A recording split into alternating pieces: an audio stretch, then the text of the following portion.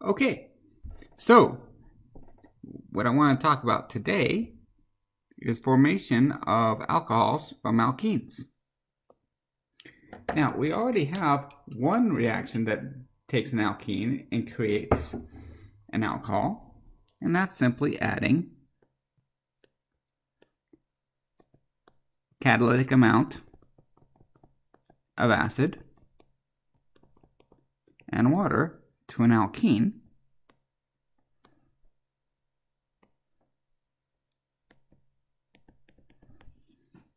However, we might want to have a couple of additional ways when this method doesn't work. So, an example of this method not working is a case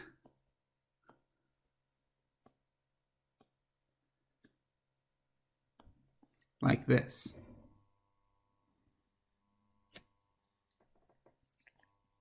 Where we have, if we try to use a catalytic amount of acid and water to this, what we end up getting is not this,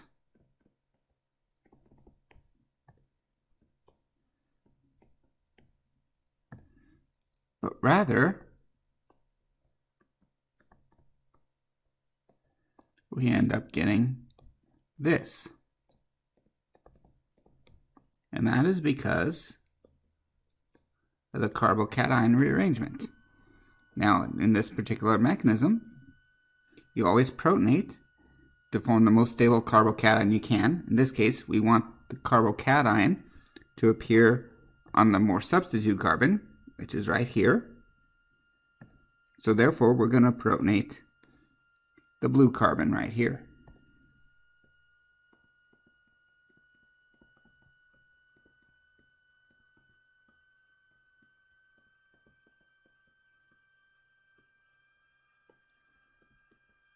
Now that's a secondary carbocation. It's better than the primary carbocation, but still not a favorable carbocation. And these have a tendency to rearrange, especially when there's a highly substituted beta carbon, where a group of these could migrate over.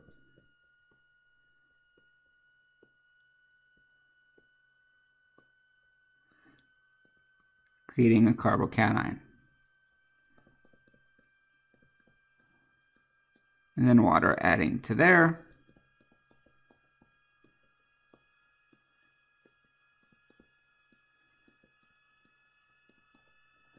Followed by deprotonation.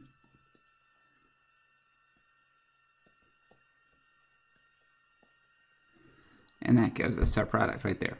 All the steps reversible. Okay.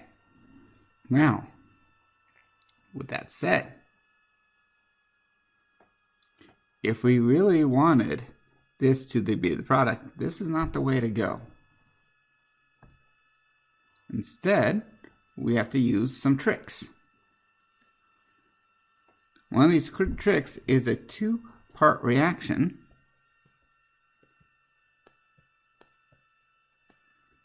where we treat an alkene first with a mercury compound, mercury acetate, in water. And we followed this with a reduction compound like sodium borohydride.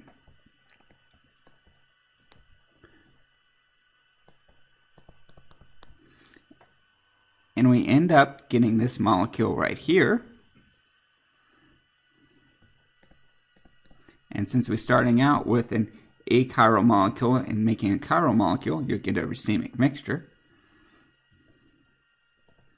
And this gives, it's called Markovnikov addition.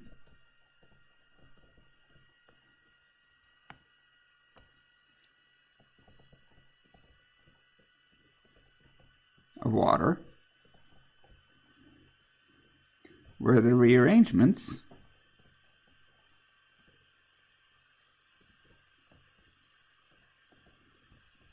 are minimized.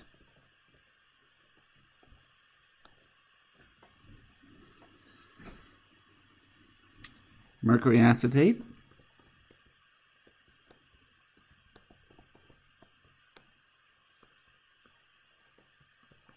basically looks like this. Sodium borohydride,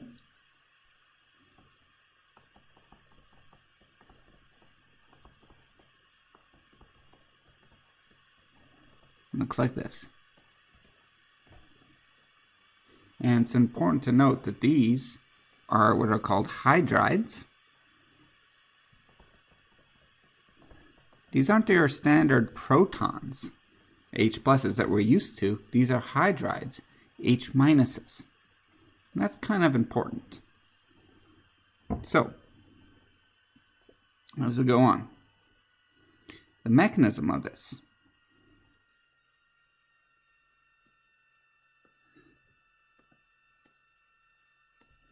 You only need to remember the mechanism of the first synthetic step.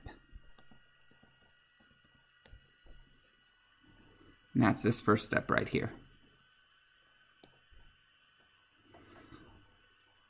What happens with this mechanism, and this is going to be a motif that you're going to see time and time again in organic chemistry, is you have a lone pair off that mercury. It's going to go to one of those two carbons. It doesn't matter which one.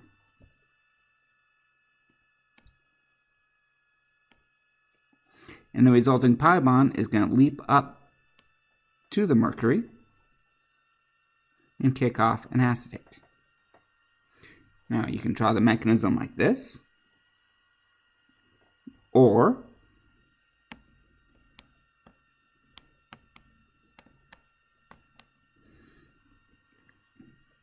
you can draw the mechanism going to the other carbon, still goes to the mercury, and you can even kick the other acetate off.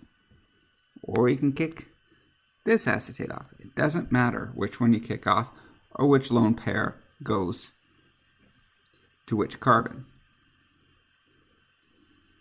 The important thing is that you're creating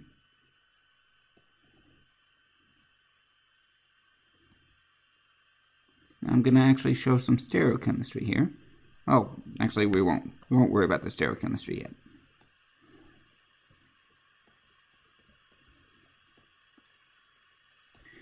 Is the first arrow creates one of these bonds. The second arrow creates the second bond, and we still have an acetate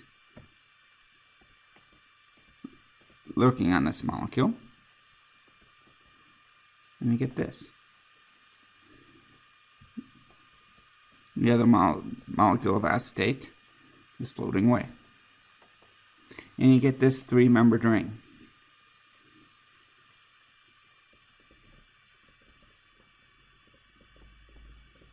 This activated three-membered ring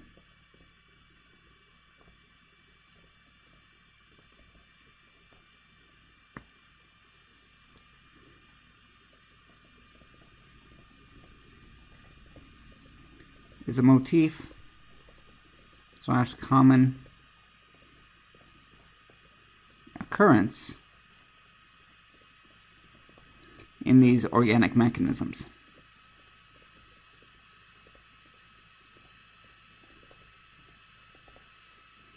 So watch out for this.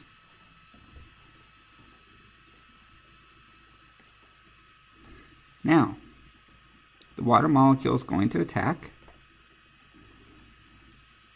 and it attacks it by an SN2 reaction.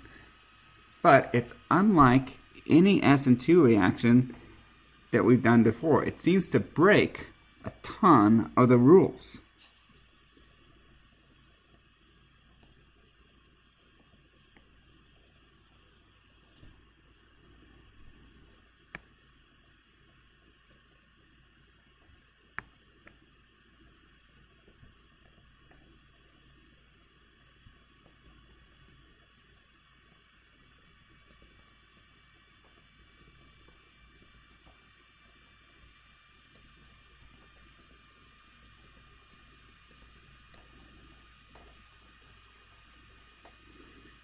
get back to which rules it's breaking in just a minute. We're just going to finish up the first mechanism.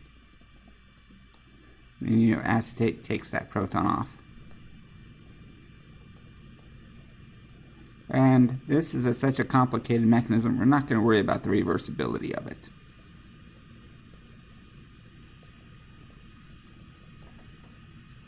Okay, so this is the mechanism for the first step of the reaction. This molecule right here, water, is a poor, well, let's put this on a separate page. We're just going to zoom in on this step.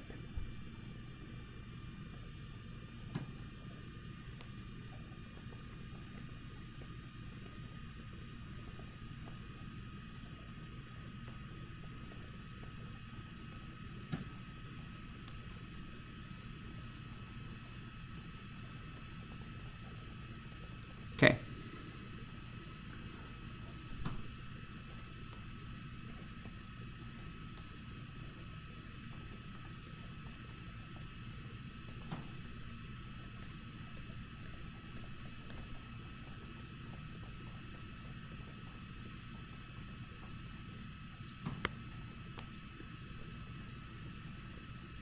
Okay.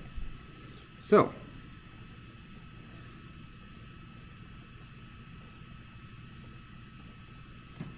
water is a poor nucleophile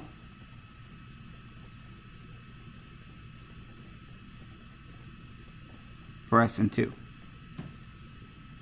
Also, the SN2 is occurring at the more substituted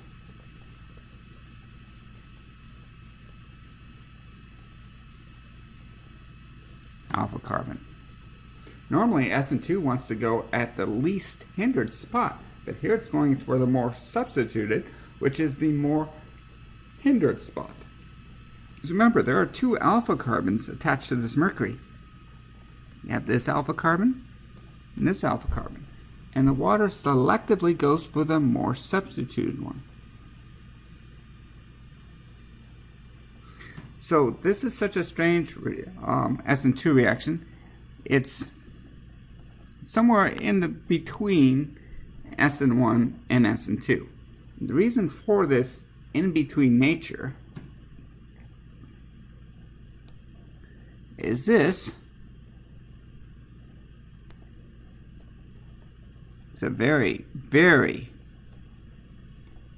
good leaving group. Some people refer to these three-membered rings as spring-loaded leaving groups due to their ring strain. So, what that means is this might be the more substituted side, but it's actually the less hindered side, which looks really strange. But that's because this isn't appropriately drawn.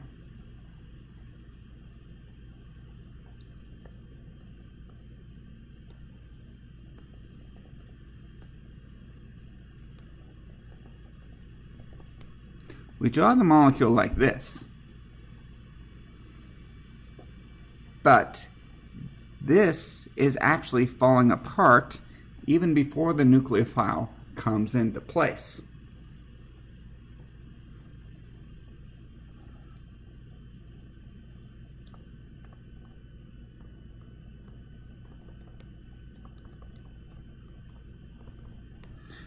So a more accurate depiction would be one of those bonds breaking before the nucleophile comes. So it'd be either like this, where that bond's getting really stretched out.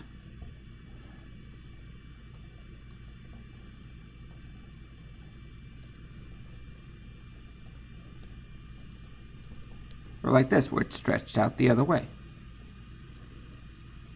See, this bond's getting longer and longer. What that does is a delta positive charge develops on the site that the mercury is pulling away from.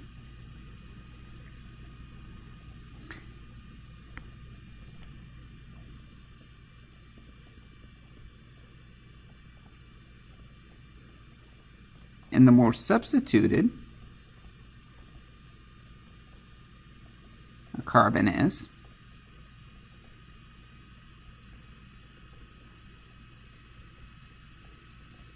the better it is at stabilizing positive charge. Tertiary carbocations, better than secondaries, better than primaries. And so this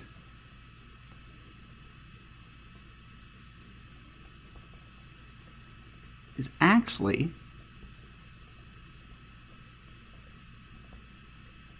what the water sees. And water is such a weak nucleophile, it normally doesn't do SN2. But this delta positive right here, that's just so tempting that water just can't resist that, and so water attacks that, developing delta positive charge on that carbon, and that opens up the ring the rest of the way.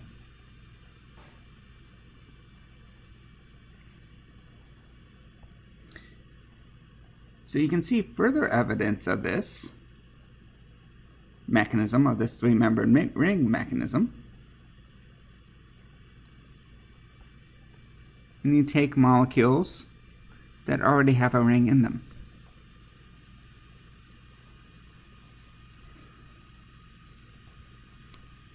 Treat it with mercury acetate and water.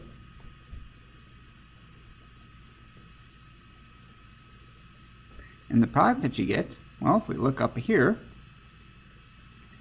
the product we get is the OH goes on the more substituted side, the mercury goes on the less substituted side.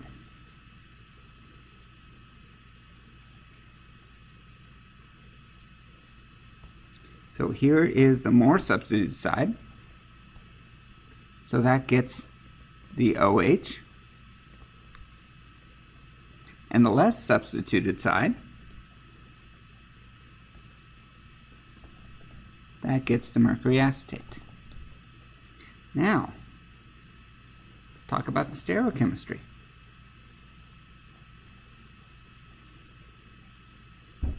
Water is used, and this is an SN2 reaction. So that means it has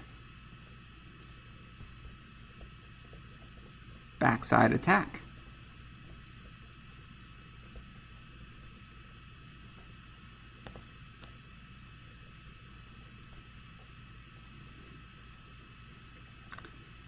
So the intermediate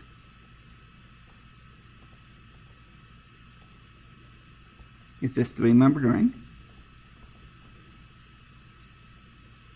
And let's just call it a wedge. That would make this methyl group a dash. Now we've gone from achiral to chiral. So this would be racemic. Now water comes in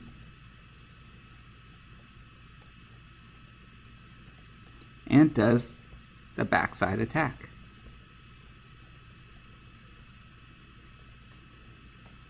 Proton transfer later, C is the mercury acetate is a wedge, because we didn't mess around with this side. This is the alpha carbon that we're attacking. That means we're going to invert it. So that methyl group ends up being a wedge, and that OH ends up being a dash.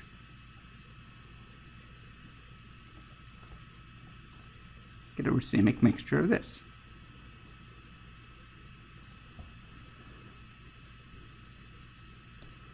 So we get a net anti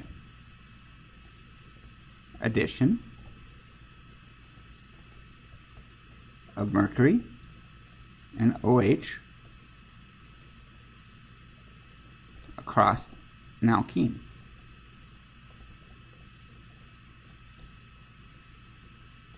Where the mercury goes on the less substituted side,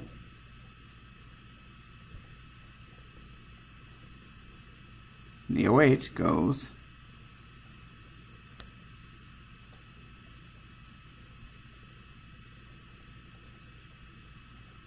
on the more substituted side.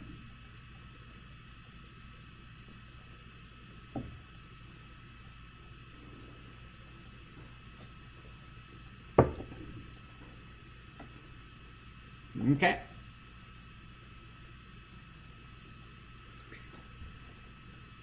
Now, the next part, the next step. This first step is called oxymercuration. Because we're adding an oxygen and mercury. The second step is removing the mercury. And so it's called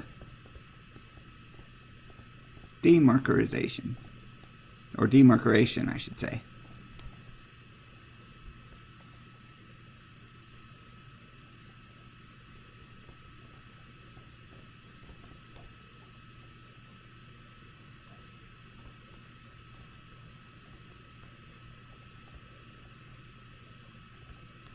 Now, the mechanism of this reaction, and sometimes they throw in water as the typical solvent, but if you don't include it, it's no big deal. But the mechanism for this reaction is believed to be a radical type reaction. And so this mechanism you do not need to know, and I'll never ask it. To be honest, I don't know what it is off the top of my head. But essentially what is happening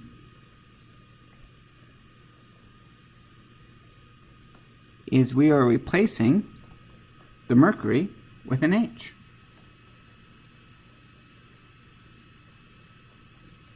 So this had one H on it, now there's two. We've gone from a racemic compound to a compound that is achiral just because this molecule has a plane of symmetry in it. So it's not optically active or racemic, it's achiral. Now to figure out where that hydrogen comes from, or where it ends up being, they can use deuterium to determine this.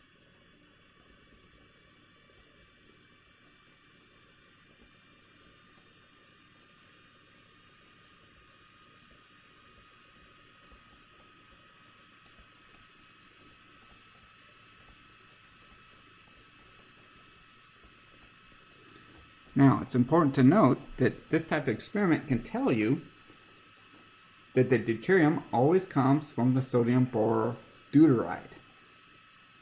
Mainly, these are D minuses, and you don't get incorporation of the H pluses. There's a big difference between hydrogens on water and hydrogens on sodium borohydride.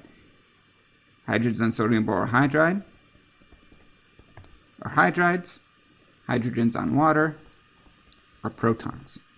Yes, they're both H's, but there is a huge difference in the reactivity of them. So, what this does is it replaces the mercury with the deuterium. Now, surprisingly,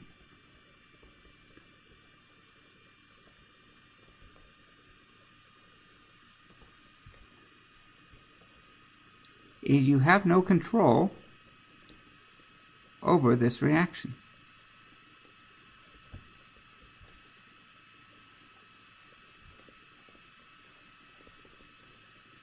You end up getting diastereomers.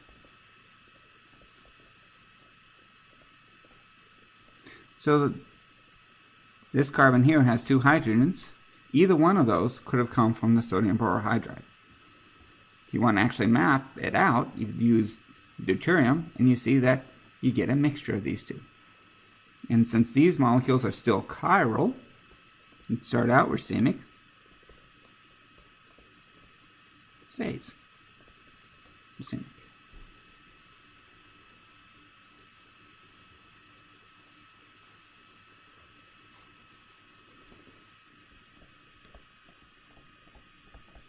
But normally this doesn't matter, since the hydrogen ends up being on the less substituted side, and so it ends up not being a chiral center or a stereocenter. Here, it happens to end up being a chiral center, so it does make a difference. Down below.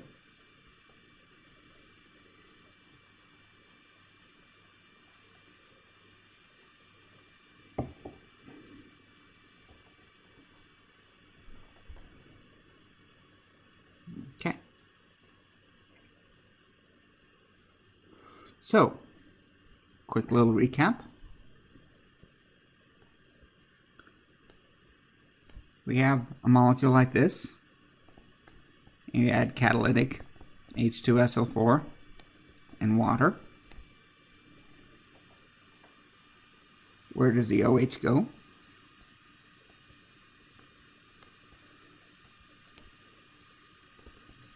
If we use oxymercuration,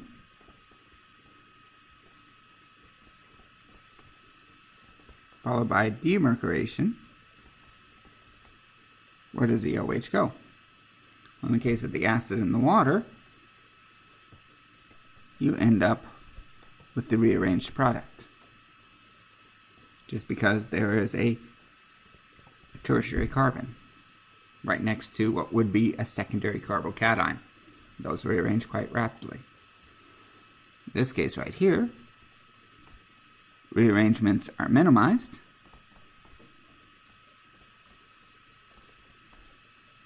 So you get the Markovnikov addition.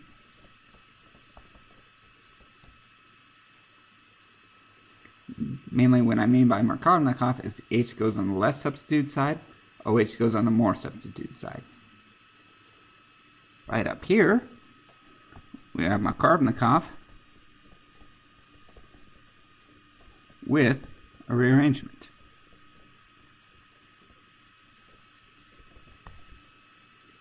The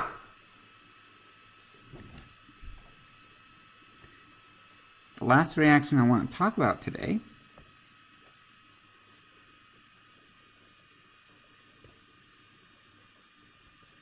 is putting an OH on the end.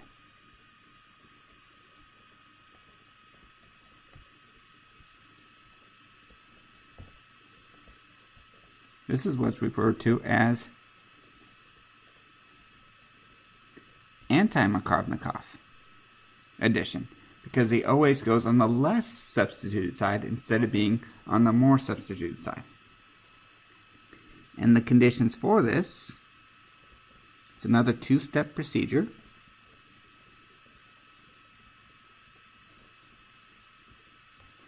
And this is what's referred to as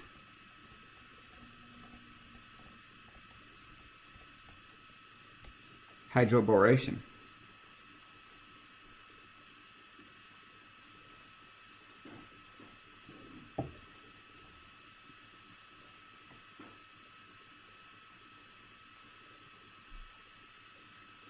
Moreover,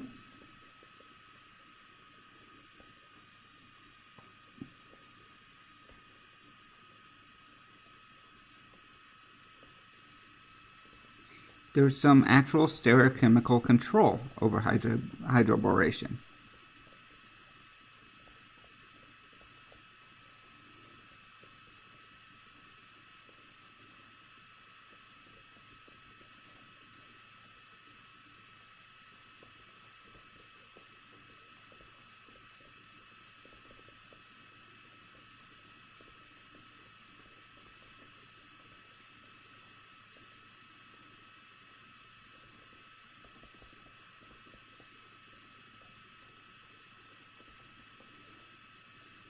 where the H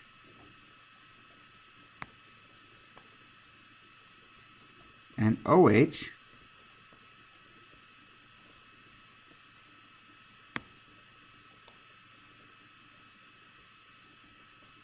are added syn to each other.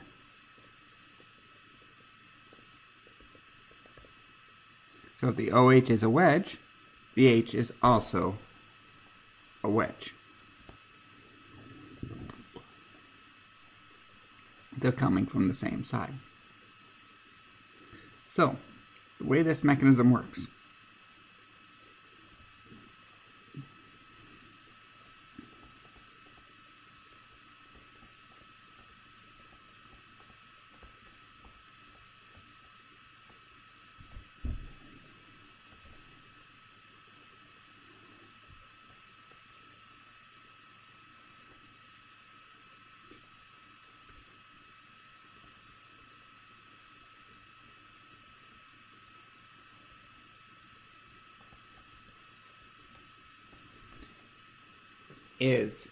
Remember, hydrogens are more electronegative than boron is.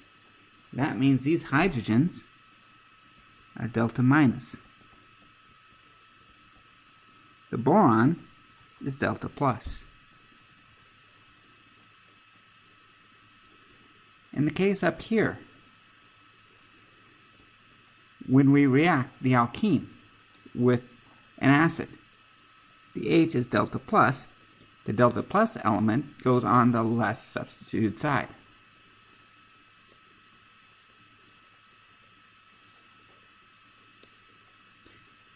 That's exactly what's happening here. Only in this case, the boron is the delta plus. It has an incomplete octet. These electrons go to the boron, but in a concerted reaction, at the same time, the electrons from the BH bond are going to the more substituted carbon. Because when these electrons are going up to the boron, they develop a delta positive charge at this carbon. This delta positive charge is what attracts the negative charge from the hydrogen, from the BH bond. And that goes onto that carbon. It's an irreversible step. And since it's concerted, there's no chance for it to rotate or anything like that.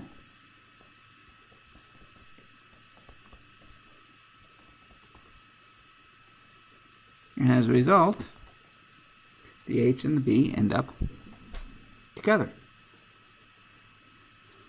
Now, there are two more BH bonds. And what happens is, each of those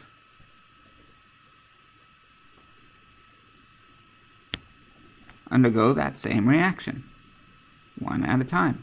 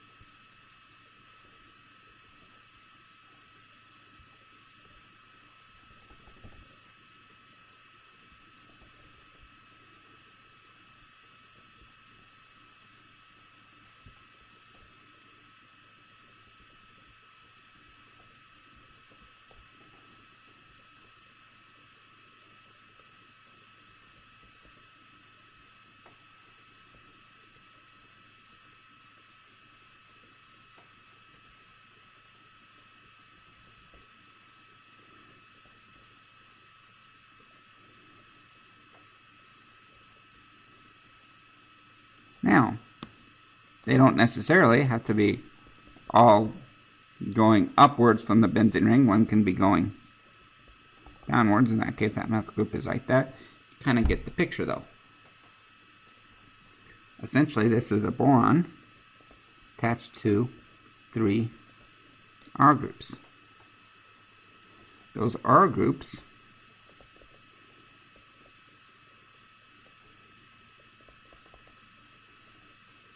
are either this, where this is the attachment to the boron,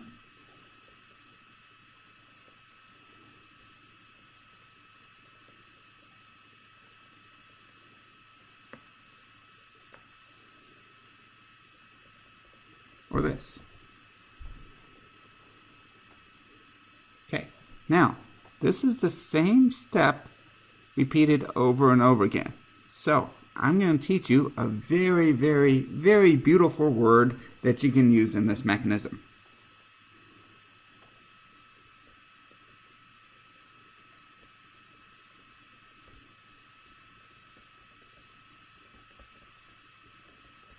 And that beautiful word, you have to show the first step,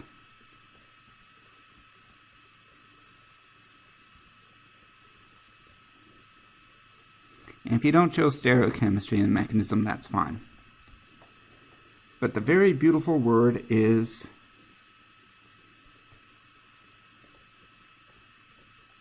repeat. And essentially, you're repeating that step over and over again. If you want, you can say repeat twice. Don't have to, but it's once for the boron, this BH bond, the second for the other BH bond.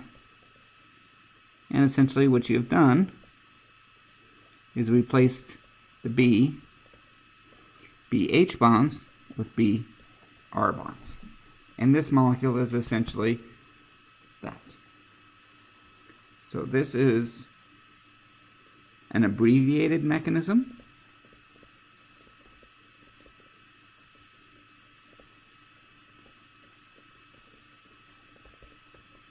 But one you can definitely show.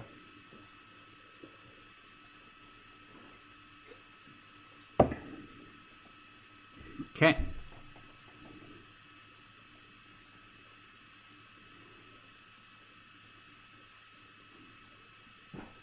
So this is what you get after the first step. You have your alkene,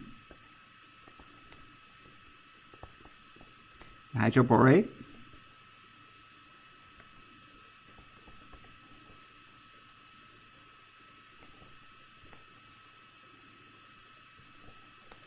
and with two R groups off that boron. Second step is the oxidation step. And essentially what we do is we replace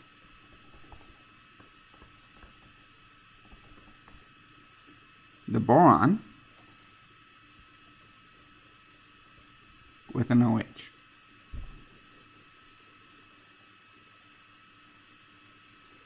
So, it turns out hydrogen peroxide is pretty acidic. pKa, roughly around 10. Hydroxide can take that proton off.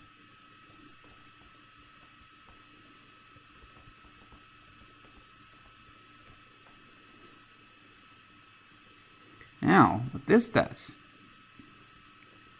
is this is a Lewis base.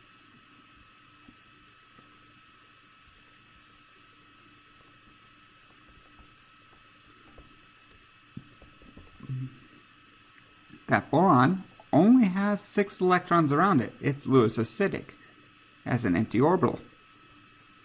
So what you have is a reversible reaction, a Lewis acid-base reaction.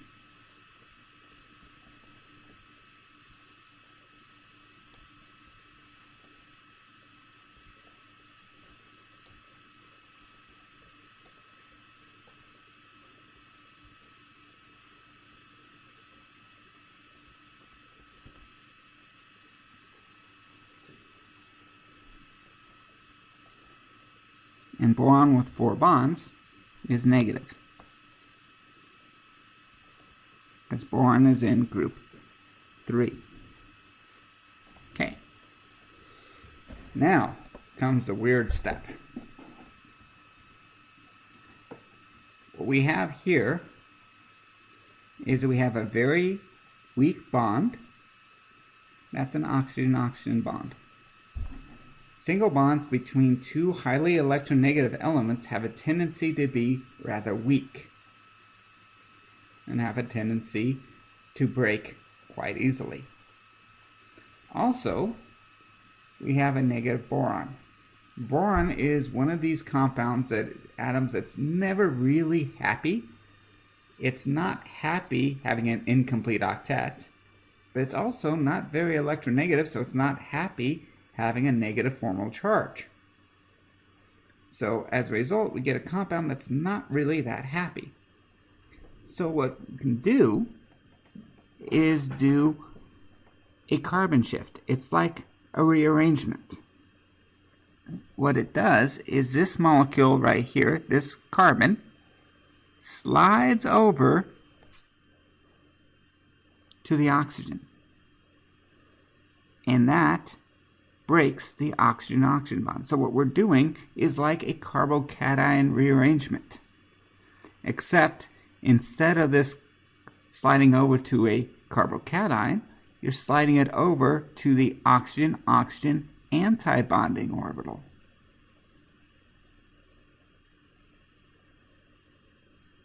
And when you slide that over, and this is an irreversible step,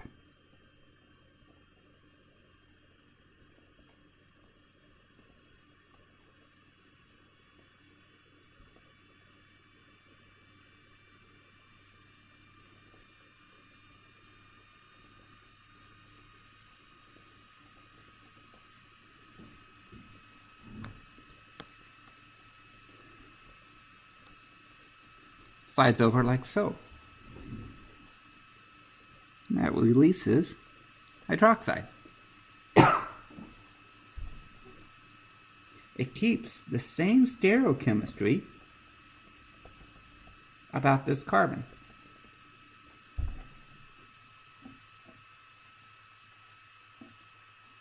So if it was a wedge bromine, it becomes a wedge oxygen. And then we generate the OH minus. The OH minus goes, deprotonates another hydrogen peroxide, anion adds to the boron, which is right here, and you get another rearrangement taking place. And so essentially what we've done is when going from here to here, we've inserted an oxygen between the boron and the R group. Here's everyone's favorite word, repeat. You repeat this process twice more, once for each R group,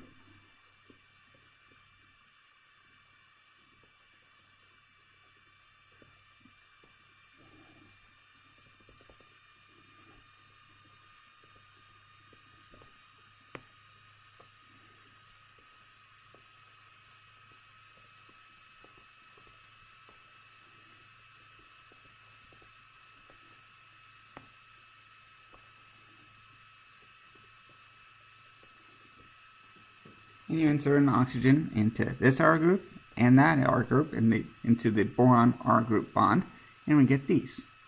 This BOR, this boring compound. And it is boring because it really is fairly stable, doesn't do much. One thing it can do is this Lewis acid base reaction. We have an O minus adding to the boron. Turns out that's a reversible reaction. We have other O minuses floating around. They can add to the boron.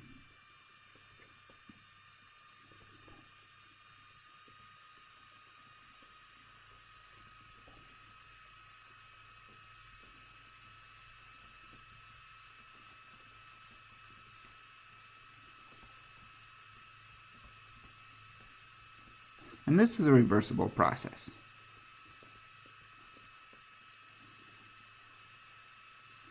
The OH can leave, or the OR minus can leave.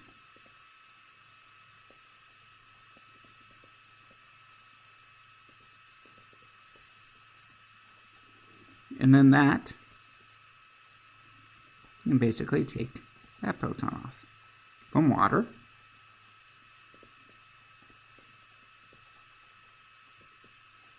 and you're left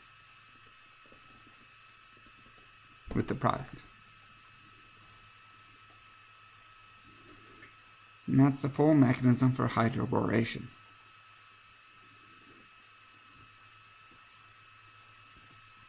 Now, it might be helpful to think about things in terms of deuterium.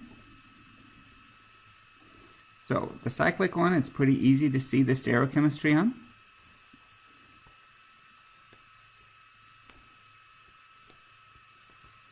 Let's do something like this.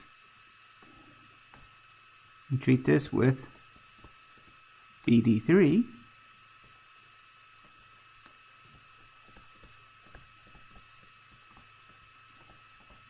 Followed by that. Well,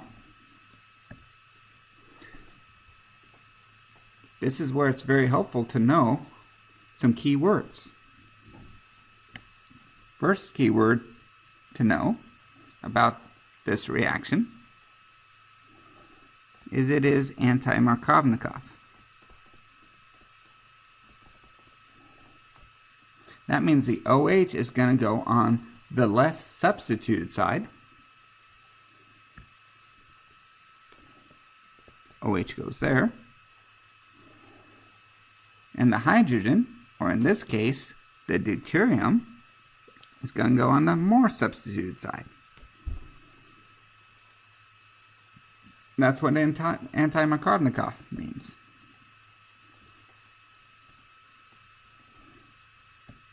But it's called a syn addition.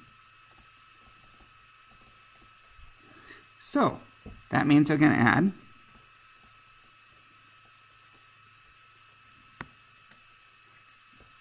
on the same face. So what you do to predict the products really quickly, what you do is draw the molecule out without the double bond. And then you add in an OH, and then you add in a D. I added the OH here because that's where the space is. The deuterium, doesn't matter where you add it, I'm going to add it down here. Then you add some stereochemistry. So if I make the OH wedge, the deuterium we make a wedge, and then we adjust because we made this deuterium a wedge. That means this ethyl group has to be a dash. And since we're going from achiral to chiral, we get a racemic mixture. Now you could have drawn the deuterium up here instead. Make the OH a wedge, and that deuterium's a wedge, and that methyl group becomes a dash. Similarly, if you made the OH a dash, and that deuterium's a dash, and that methyl group becomes a wedge, so on and so forth. And that's just by knowing this rule about hydroboration. These two things to remember: where the OH goes and what's its relationship to the hydrogen / deuterium that's being added.